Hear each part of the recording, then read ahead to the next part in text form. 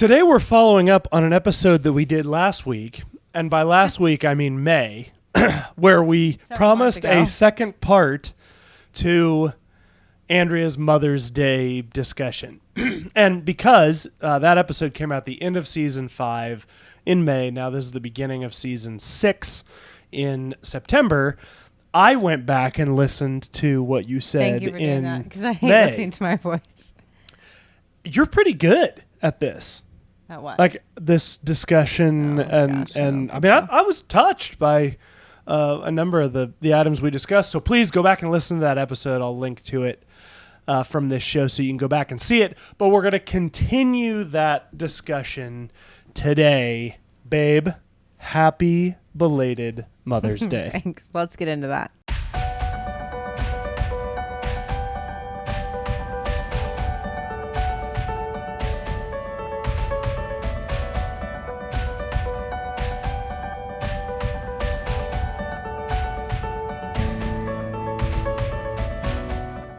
Before we jump into today's show, I wanted to ask you to check out our website, brand new website, marriagebydesignpodcast.com. That's marriagebydesignpodcast.com. All of our episodes are available there on that website. Love to have you pop over there, follow us there, and check it out. If you have a topic that you're wanting more information on or you have questions about, you can search on our website by topic, which is a really great feature. That's right. And more than anything, guys, please share this with someone that would find it meaningful for them. Without any more delay, let's get to the show. Hey, everybody. I'm Nathan Warnock. I'm Andrea Warnock, and you're joining us for Marriage by Design, a podcast where we talk to you about God's design for marriage, what the Bible has to say about that, and how we live that out practically. That's right. And as I mentioned, we are finishing up a kind of question and answer session that we started in May. Just babe, kind of getting your advice on motherhood. And this is a topic that our audience really is craving. I told Andrea, I think you were there for at least one of these situations where we were approached by at least 3 different women who said, hey, you promised us a second half hasn't come out yet. of the motherhood episode. Where the heck is it? Thanks for keeping us honest. And May, it feels like every season we end May prematurely, like a week prematurely. I think we do this almost every season because the end of May starts to get nuts for us. Right. And we always have this like last final episode that we plan on doing, or last 1 or 2. And then we just can never get around. Middle of June. Yeah. And then we can never get around to it. And our season ends really oddly. So yeah, we're trying to put a stop to that. Our podcast's 6 years old now. And as we mentioned last time, we're not little kid podcast anymore because we're 6 years old, so we need to stop Irish exiting. I know, I like season. the Irish exit though. I know you do. All right, so here's what I'm planning on doing today. Last episode, I don't want to cover a bunch of stuff we covered back in our part 1 of this, but what I want to do this time is go through each age range that you have mothered through so far. So I've divided them up as 0 to 2 years old, 3 to 5, 6 to 10, 11 to 13, and then 14 and 15. Because that's our oldest. As we're at. That's right. Our oldest is 15. And here's the 3 questions I'm going to ask you about each of those ages. What was your favorite part of that age, or is your favorite part? Because I think you have kids at almost every one of these age groups. What's the most challenging part? And then practically, what practical advice would you give to mothers out there in these age ranges to implement with their kids in those age ranges? Does that make sense? Mm-hmm. Okay. All right. So here we go. And we'll spend, 3 or 4 minutes hopefully on each one, and then we'll wrap it up. That's a tall order. Okay. Because you think you'll go longer than that? Yes. That a girl. All right. So let's start with the 0 to 2 age group. So tell us about them babies. So what's your favorite part? Favorite thing is how quickly they learn and develop. It's just amazing to watch them. I remember when we had our general practice doctor for our first, he's still our doctor, said, well, now that you have a kid, you don't need a TV because they're so fascinating to watch. And it's true. They're just fascinating. What a fun piece of advice. I don't think I've ever heard that. That's really? great. Yeah. Yeah. They're fascinating and so fun to watch everything that they do. And they grow so quickly and develop so quickly, and their skills develop. Oh my gosh, it's amazing. So that's a fun thing. I also really, now that we're many children in and we have children at really all those stages that you talked about. Yeah. Now one of my favorite things is the lack of activities for that age. So oh man, good call. The sweetness of, man, we just have nothing that we have to do. There's no practice to go to. There's no class. There's no school. And I know when I was in that stage and I only had that stage, I didn't appreciate it. And I didn't appreciate it as much as I would now that I have a lot of children and a lot going on. I know that it can feel like such a boring stage because you're like, there's nothing to do. But it is so amazing to not have school that's taking their time or your time and activities and all that. You just get to be a family and you just get to focus on each other. And it is a sweet, sweet time. So that's one of the things I love about that age. It's great. Okay, most challenging part of that age. Their needs are very challenging because their needs are usually immediate needs, and they're especially when they have older siblings, I think their needs are difficult to manage when you have the older siblings too that you're trying to manage as well. So I think that's a really challenging part of that. And the lack of sleep, I think, is a big challenge for that stage as well. For both of you.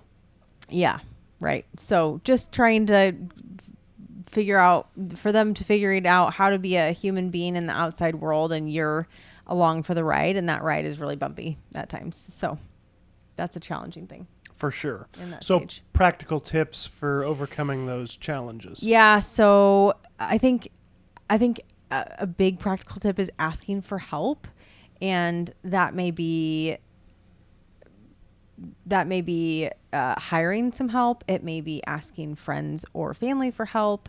I know most of us don't want to be so needy, but you may be stealing the joy of somebody who wants to help, it may be Christ is calling somebody else to step in and help where they're needed, and they don't even know the need because you don't say it, and so you're stealing their joy in helping you. So ask for help, humbly, and accept help when it's offered. Yeah. Alternatively. And accept help when it's offered.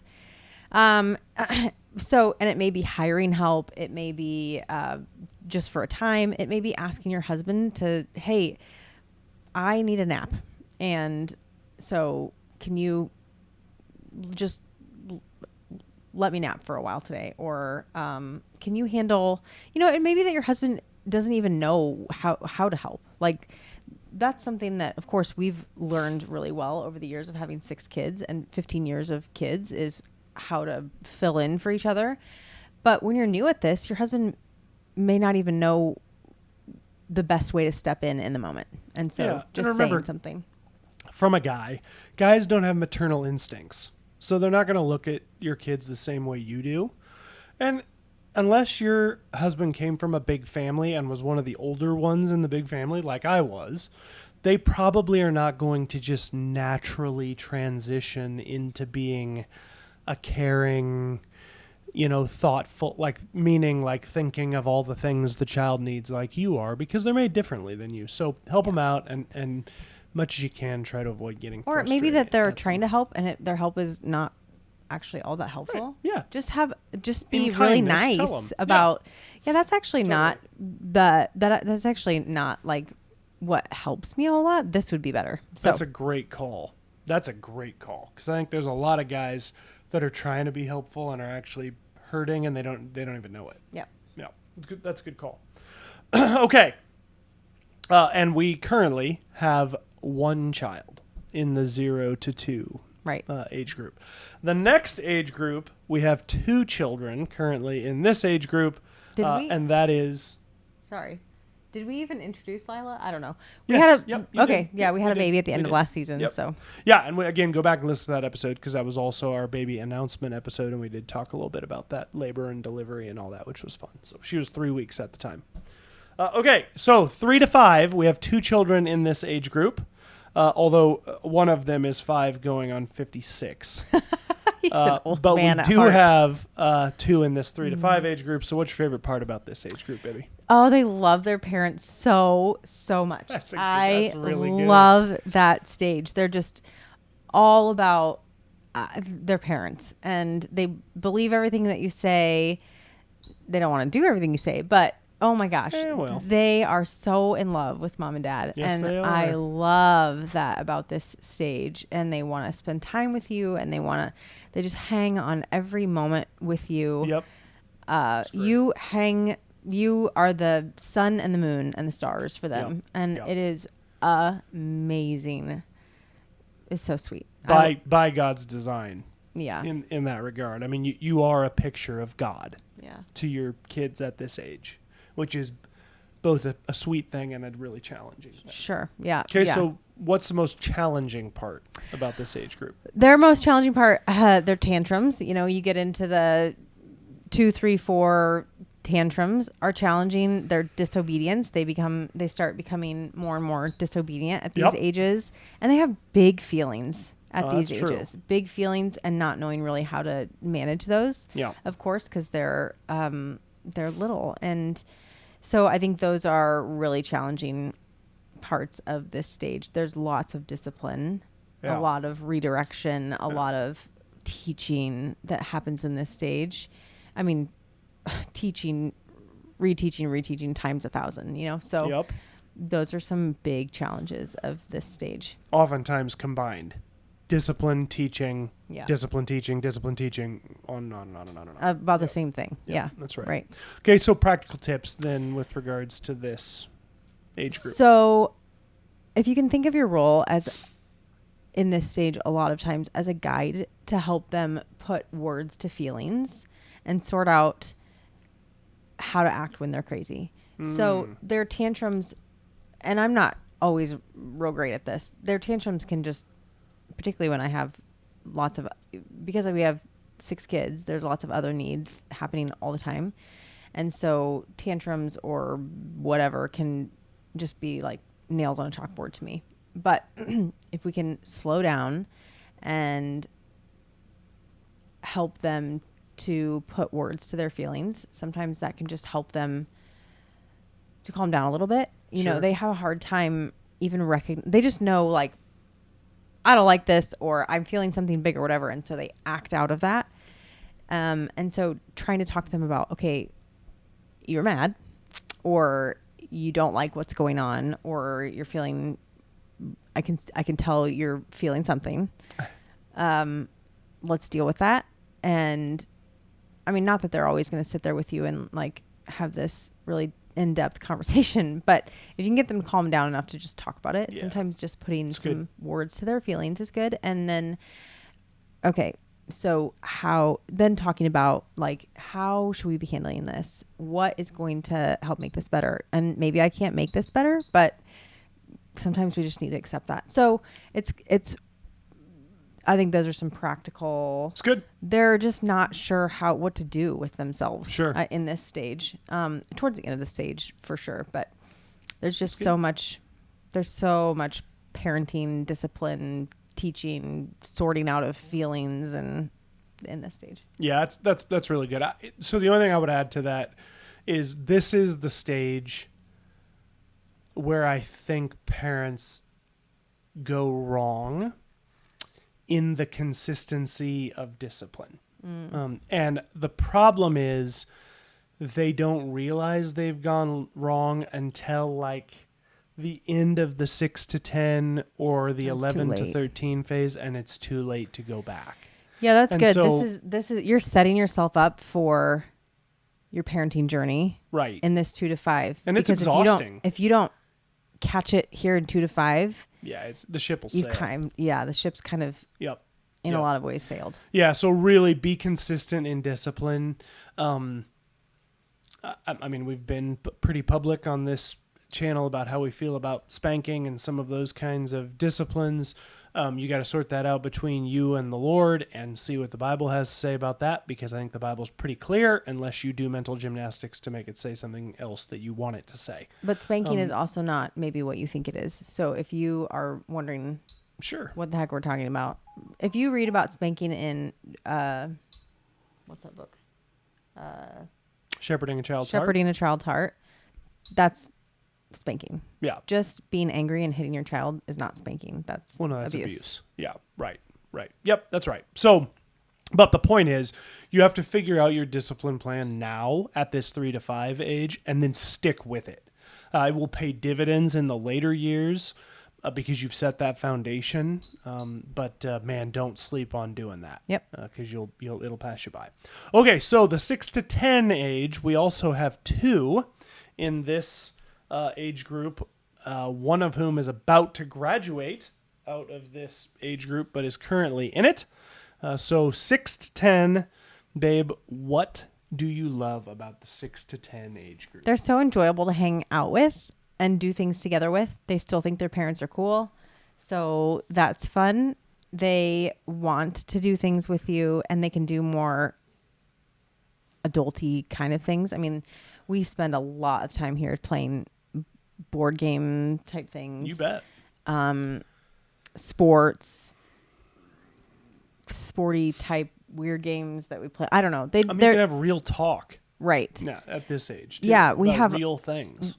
Yeah, I feel like interactions with 6 to 10, especially as you get more towards, 8, 9, 10, can be more adult type interactions. And I don't mean serious, just more grown up kind of. They're just more fun to hang out. I feel like they get to be more enjoyable to hang out with because our interests start to become more similar. So that's something I really love about this stage. Yeah. So they also really still want to hang out with you a lot. You bet. So let me just interject here, just a quick dad note for you women that have husbands of kids, even for sure younger than this age. Just transparency on my part. This is the age where I feel like I really start bonding with our kids. Mm-hmm. Like the first 5 years, I don't feel like I'm super tight with our kids at that unless age you have group. A child who is a 56-year-old inside of a small person's body. I feel like right, but I mean, he and I really, more with Lincoln. But really, this. I mean, he's 5. That's true. So really, this year was really when I started. But yeah, I mean, Nathan fakes it to makes it until they're about 5 or 6. Sure, and you know what? In some ways, I praise the Lord for that because there's a lot of difficult things that you struggle, babe, doing in the little kid years that need to be done. Yeah, and it's way easier for me to do that because I'm just not. I love them, of course, but I'm just not as emotionally invested at that age group. So if you have a husband that you kind of feel that way, don't be alarmed about that. It may just be, the way it is, and that's actually not that uncommon for men to just for sure not be as bonded until they get a little older. Yeah, you know what? I actually recently said something to Nathan about, it was the end of the day, and I said, "Here, can you hold Lila's our baby. Can you hold Lila for a minute?" And he was like, "Sure." And he was holding her and talking to her and loving that. And I said, "You haven't even held her all day, have you?" And he was like, "No. Everybody else wanted to hold her. And I said, "You haven't held your baby all day long?" And he was like, "No, that's okay. Other people wanted to, and I'm okay with that." And I know Nathan enough to know he's not a disconnected parent or a bad dad or anything. I probably feel more connected to her than I have to maybe any of our other kids. And he loves Lila, but he's not like pining for the baby holding, he's like, I'm here to love her and interact with her when that works. And if other people want to be with her, and then I'm good not to. And, so don't feel like if you have a first child or a first 2 and your husband seems kind of disconnected, it may just be that these aren't the stages that he really comes alive in. And if he's like Nathan, there's no worries. Totally. Totally. And that's now if your husband is, particularly if you have girls and he's not getting emotionally invested by this stage, Oh yeah. then we By the 6 to got to have a 10. different conversation, and we that's an episode we need to put on the list to Sure. talk about the Girls. importance of a girl dad. Yeah. Because I think that's a critical role the Lord asks some of us guys to do. So 6 to 10. But I would say, sorry, by like 2, 3, Nathan doesn't love those stages, but our kids would never know that. Oh, for sure. Yeah. Anyway. For sure. Yep. Okay. 6 to 10. What's the most challenging part of this stage, baby? Sibling relationships can be really challenging Yep. because they begin a lot of fighting with each other, and I mean that starts in the younger years too. But I can find some sibling relationships can be really hard. If you're homeschooling them, this stage can be incredibly challenging because they start having their own opinions about things and becoming lazy and all that kind of thing. And then teaching them to take responsibility can be really hard at this stage. You know, if you're teaching them to clean certain parts of the house, they're not going to want to do that. And they're going to want to be lazy, and they're just all the responsibility things. They're just wanting to go do their own thing. That's a really specific They're very example, selfish. babe. I know. They're selfish with their time at this stage. And so I find Gotta those break to 'em be of that. difficult. So practically, did you No. have okay, so practically, what does that look like? Hang then? How in do there. do it? You just keep on. So with the sibling relationships, we tell our kids, you don't have best friends. Your best except your siblings. So, and that may not be true for them, but the reality is I want them to know that their siblings are one of the greatest gifts the Lord has given them, and they may not feel that right now, but I want that voice to be in their heads Totally. for long after I'm gone. Yep, I agree with that. And so we have discussions with them about, hey, Dad and I aren't going to be here forever. Your siblings live life with you forever, and Lord willing, until you're old and decrepit. So those are the Lord's gifts to you, and we need to treat them as gifts in your life.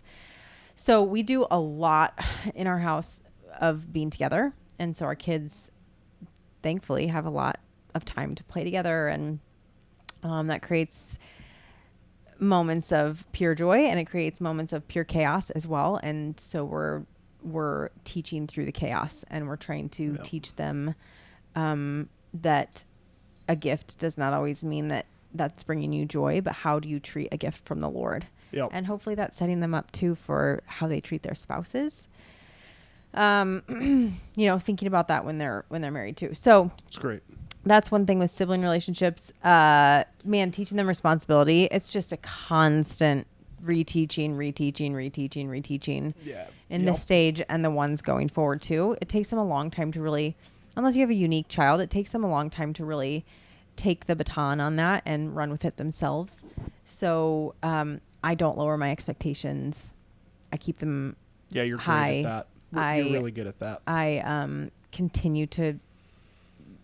At this stage, there's a lot of, if I want them to do a task, it takes a few times of teaching that. Even if I think it's a ridiculously easy task and they should already know how to do that because they've seen me do it, it takes a lot of time to teach this stage how to do it and to do it well, and watching them do it. And, so those are some of the challenges, I think.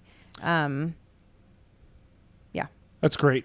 So the one addition I would make to that is, in the 3 to 5 age group, suck as much time up with them as you can. Because again, you're the picture of God to them. So try and have them around all the time. I mean, as much as you can, right, while still having structure like bedtime and those kinds of things.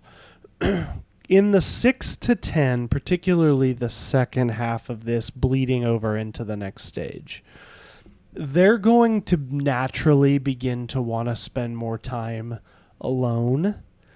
And it's really important for us as parents to teach them balance. So we've really, and we're going to crack the whip on this again with one of our kids who's kind of in this stage, who just wants to spend time alone doing alone type things, listening to, and they're not bad things, listening to reading books, listening to Adventures in Odyssey, or audiobooks. like, things that are like, these are good things. But the primary responsibility, as Andrea mentioned, is to your siblings and to your family at this childhood stage. But I think it's also a good thing to recognize that alone time is a positive thing. Time for reflection and being introspective. And frankly, we have another kid at this stage who that's really hard for him to do. And, so, alone. yeah. So it would, we could be even better at like, hey, you don't get to go, like, this is the alone time we have each day. Like, this is the quiet time. This is the 45 minutes or hour or whatever that we're going to have each day where you can go do your alone thing. We're all going to go do alone things, whether you want to or don't want to. And then we're going to come back together. And other than that alone time, we're going to be together. And that doesn't necessarily mean everybody has to be playing together. I mean, somebody can be reading a book in a chair with other people around. Like, we're going to be together as a unit because we're a family. But one of the hard things about this, about kids and different stages, is trying to find things that we all enjoy doing together. Sure. And that is an important Sure. part of parenting, is doing things together that we can all enjoy just for the sake of being together. Sure. Yep, that's true. Okay, 11 to 13. This is the only age group that for the next 7 months or so we do not have someone in. But we have had someone in, and my idea on this was sort of the junior high stage, right? So what do you like most about that junior high stage? So they really start to have their own thoughts and ideas. Yeah. And they're much more than those teenage years. They're much more interested in talking about those and in being open about that with their parents. So I really like that about this stage. Of course, they're even, I find even more enjoyable. They become even more enjoyable to hang out with because their interests are becoming more adult type interest, like they can play games that aren't like Chutes and Ladders, Yep. So I like that about this stage. It's great. The challenges are, they begin this transition, which will happen even more in the later stages of their friends becoming more influential to them than parents. And that's really difficult. They also, one of the challenges is the beginning of puberty means big emotions again. You're kind of back in that, 2-3 stage with them a little bit. Yep. So they have some big emotions again that they don't always know what to do with. They just react to that. Yep. And then they have some changes in personality that you see start and continue on in those teenage years of raising kids. So those are some of the challenges that I find in that stage. But some of the practical tips is continuing to pursue a relationship. Don't pull back from them. Right. It's going to be really tempting as you have preteens and teenagers, and until they leave your home. That's a good word. To pull back and pull away, because that's what they're doing. Yep. And as a parent, I think we need to be leaning into them, and not in an annoying, that's the yippy hard dog part, isn't way, but just I'll explain it more in the next stage. But so pursue relationship with them in this 11 to 13. They're starting that stage of I'm too cool, but not all the time. So pursue relationship and pursue common interests. Start looking for what they're really interested in, and start deciding that you like that too. Yep. Talk with them with intentionality. Carve out time with them. Maybe that means, hey, let's have a bowl of ice cream tonight after all the kids go to bed, and talk about what's going on. Yep. Let's go out to whatever, McDonald's for dinner, you and me, whatever. Be intentional. Get them involved with you with things around the house. And I'm not saying like, come clean the bathroom with me. That's not going to be of interest to them. But you can start teaching them some real skills. Work on the car together. Cook and bake together. I mean, I'm cooking and baking with my kids from little, but at this stage, they can start really doing some like real cooking and baking right alongside you. Yeah. Not hey, go make dinner by yourself, but hey, make this sauce for whatever, the chicken, and we're cooking together, you know? Yeah, and be clever. Like, make it about them, right? Even at 11 to 13, you can go, hey, why don't you come help me cook dinner? Because in just a few short years, you're going to be away at college, and, you're going to want to know how to cook some stuff when you're in college. And then they go, oh, so this is really about me. It's not about... You need help. It's not about you need help, and they're more willing to do it with a good attitude.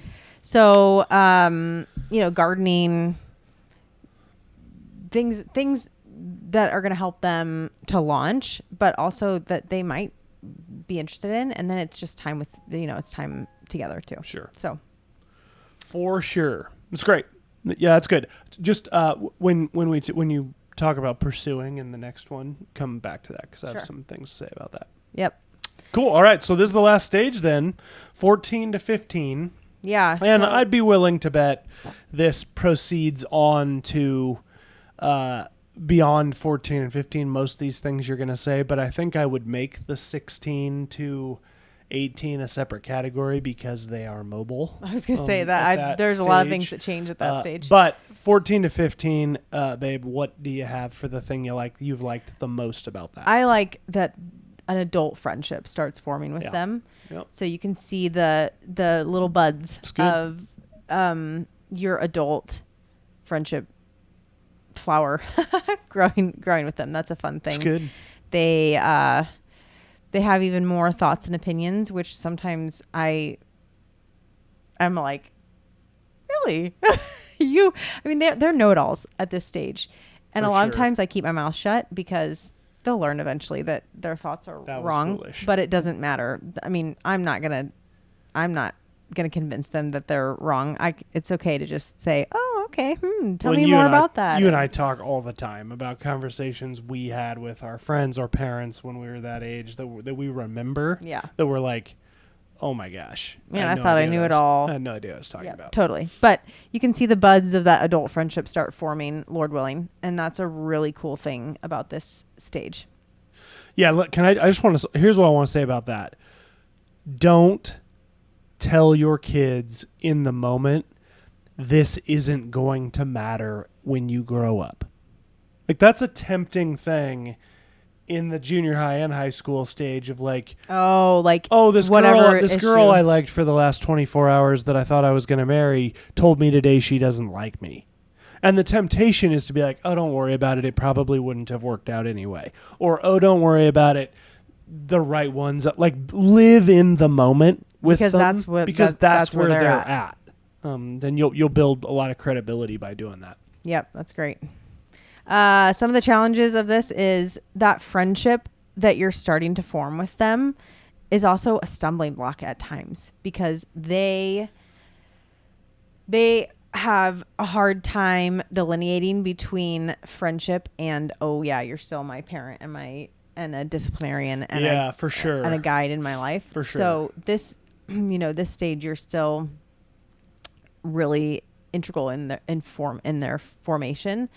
So that can be a stumbling block. That can be a challenge. For sure. They pull away even more from family and they towards friends, and that's a natural progression, but it also doesn't need to be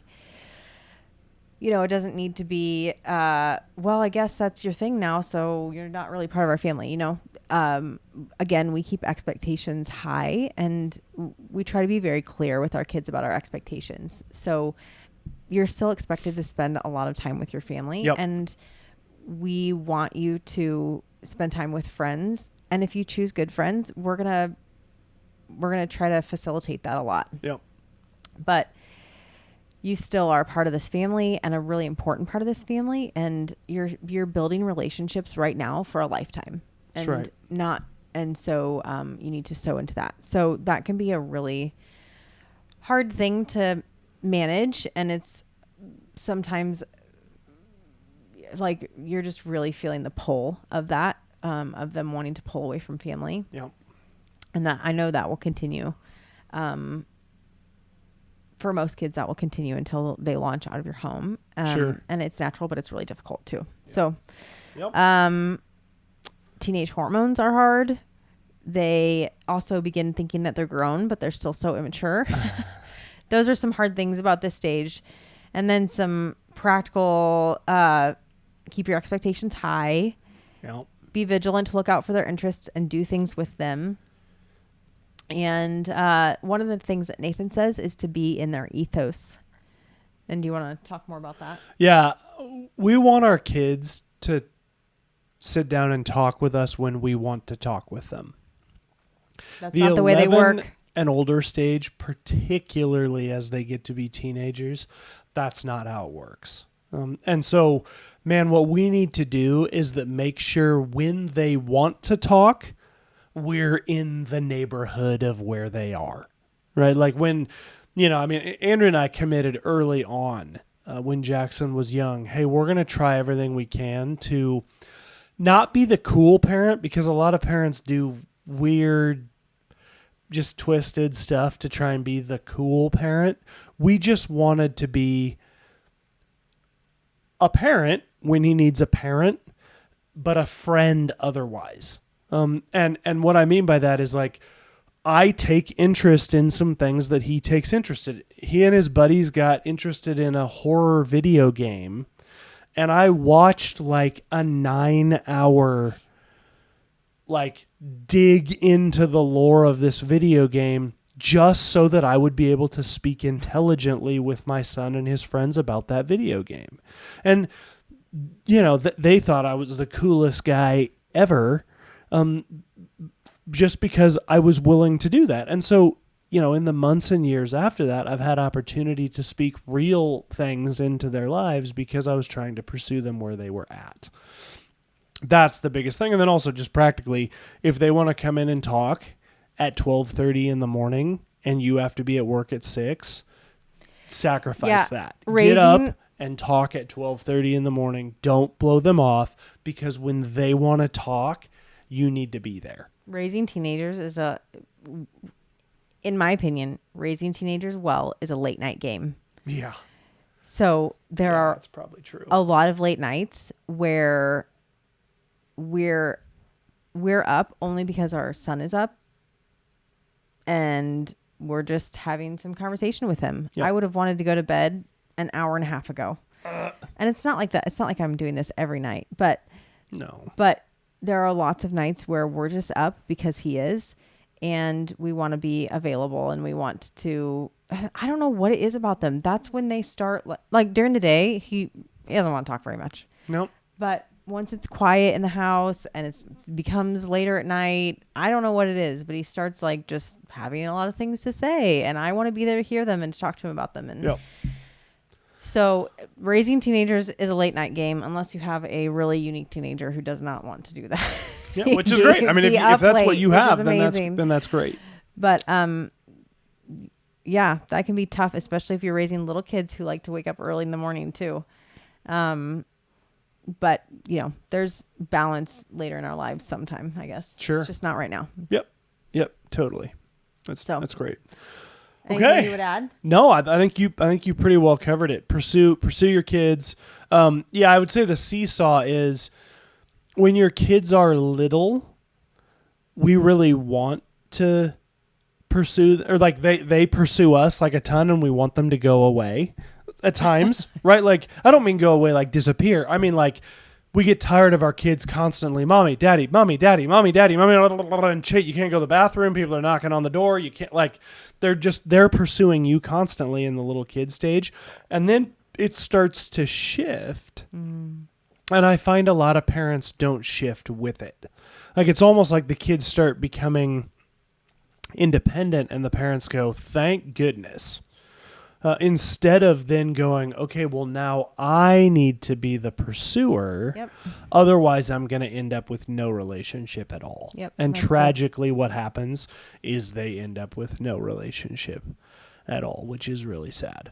So don't be that parent. Be more like Andrea, as she's talked about over the last couple of episodes. Babe, thanks for sharing candidly for about your experience. And for all you moms out there, You guys do incredible work, God's work. And man, I'm so, on behalf of the Lord, I would just like to tell you in the Holy Spirit that God's proud of you for that work. If you're doing it obediently to him and to the glory of God, not perfectly, No. but in line with the Holy Spirit and to God's glory, that's what we're called to do as mothers and fathers. I know we pray for mothers in general, mothers in our community, and just pray that you guys would continue to put one foot in front of the other, one late night in front of the other, one skinned knee in front of the other to the glory of God, and that we would raise amazing kids who would grow up to do amazing things for the Lord because of the work you're doing. So thanks for doing it. Thanks so much for listening to this episode. Check out our website, www.marriagebydesignpodcast.com. And remember, until next week, God is for your marriage. Thanks so much for listening. We just wanted to say, if you have a comment, a question, something that you're struggling with or need prayer, please reach out to us. You can get a hold of us by emailing marriagebydesignpodcast@gmail.com, or of course you can comment on any of our social media and we will get back to you. But if you have something private, feel free to email us. We're personally respond to you. That's right. And we do respond to every comment that we receive, either through our website, through YouTube, through our social medias, which leads me to feel free to pop over to our website, marriagebydesignpodcast.com. You can leave comments on any of our videos through that site. We would love to be able to connect with you, but please don't hesitate to reach out. Even if you just need prayer, you need someone to hear what you're going through, we're here for the Marriage by Design community, so feel free to reach out anytime. Until then, guys, thank you so much for joining us. We'll talk to you next time.